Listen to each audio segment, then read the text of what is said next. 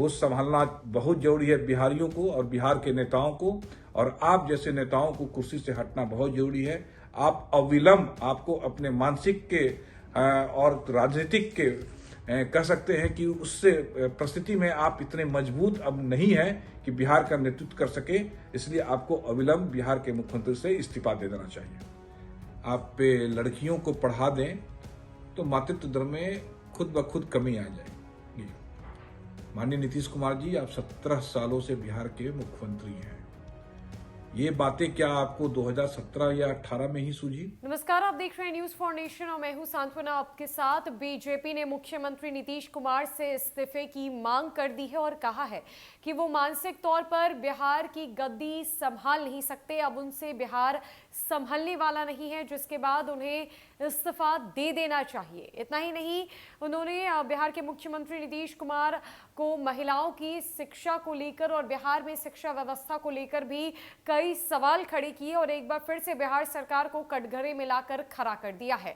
दरअसल बीजेपी प्रवक्ता मनोज शर्मा ने मुख्यमंत्री नीतीश कुमार के द्वारा खुले अधिवेशन में दिए गए भाषण को लेकर जमकर कटाक्ष बोला है और कहा है कि जो बातें मुख्यमंत्री नीतीश कुमार ने खुले अधिवेशन में महिलाओं के लिए मातृत्व दर को लेकर और बिहार की शिक्षा व्यवस्था को लेकर कही है, वो जमीनी स्तर पर कहीं से भी लागू नहीं होती है, क्योंकि जरूरत है मुख्यमंत्री नीतीश कुमार को गांव में जाकर देखने की, ग्रामीण इलाकों में जाकर देखने की कि आखिरकार कैसी शिक्षा व्यवस्था है, कितनी बदहाली है, बच्चों के पढ़ने के लिए एक कमरा ढंग तक नहीं है।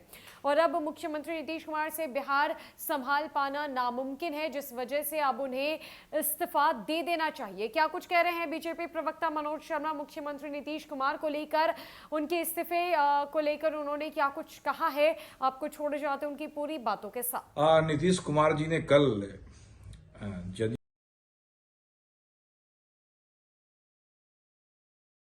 उन्होंने जिक्र किया कि किस हिसाब से वो मातृत्व दर में कमी ला रहे हैं। उनका कहना था कि इसमें कोई पॉलिसी बनाने की जरूरत नहीं है, आप पे लड़कियों को पढ़ा दें तो मातृत्व दर में खुद ब खुद कमी आ जाएगी।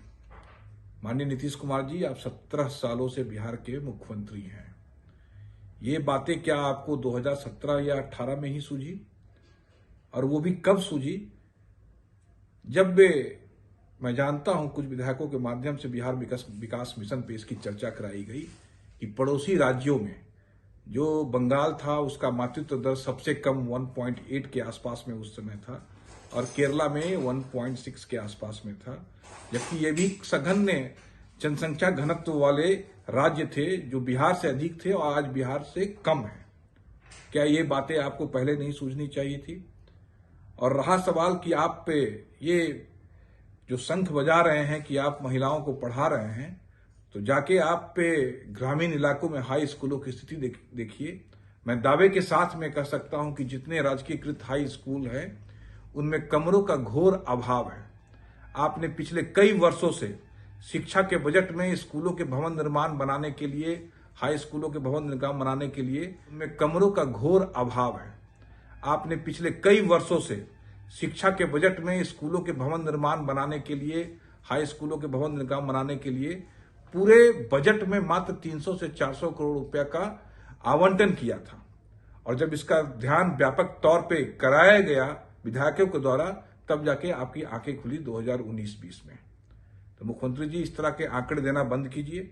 और रहा सवाल, आपने जो उदाहरण दिया अपने भाषण में, आपने कहा कि बिहार पिछड़ा राज्य है और जो लोग पैदा हुए हैं वो विकसित राज्य में पैदा हुए हैं। आपने गुजरात का उदाहरण दिया और कहा कि अंग्रेजों के जमाने से भी वो विकसित है।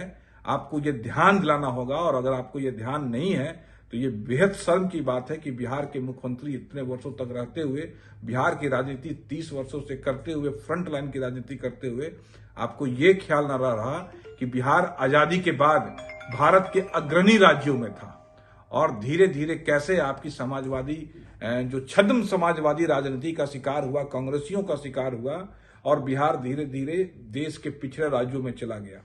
मुझे बेहद खेद है कि जब आप ये बोलते हैं कि बिहार पहले से पिछड़ा था, आपको आंकड़े देखना चाहिए, आपको जानकारी होना चाहिए। आप बिहार के मुख्यमंत्री हैं, 17 सालों से मुख्यमंत्री हैं और अपने आप को एक मॉडल के रूप में आप दिखाना चाहते हैं, तो ये बेहद शर्म की बात हम बिहारियों के लिए है कि हमारे बिहार के मुख्यमंत्री को और आप लोगों की जैसी राजनीति के कारण आज हम इस पायदान में खड़े हैं। होश संभालना बहुत जरूरी है बिहारियों को और बिहार के नेताओं को, और आप जैसे नेताओं को कुर्सी से हटना बहुत जरूरी है। आप अविलंब आपको अपने मानसिक के और राजनीतिक के कह सकते हैं कि उससे परिस्थिति में आप इतने मजबूत अब नहीं हैं कि बिहार का नेतृत्व कर सके, इसलिए आपको अविलंब बिहार के मुख्यमंत्री से इस्तीफा दे देना चाहिए।